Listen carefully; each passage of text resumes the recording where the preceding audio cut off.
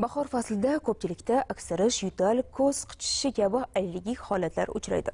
Mutaxassislarning aytishicha, bunga sabab faqat tashqaridagi ekologik ta'sirlar emas, balki uy ichida to'planadigan changlar ham bo'lishi mumkin.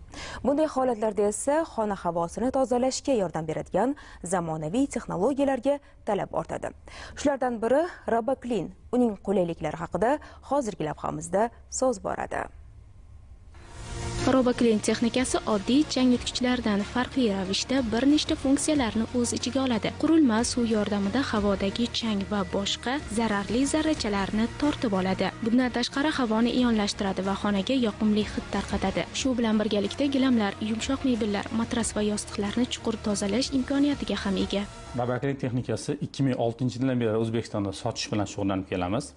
Bu eng asosiy qismi Roboklinda separator qismi.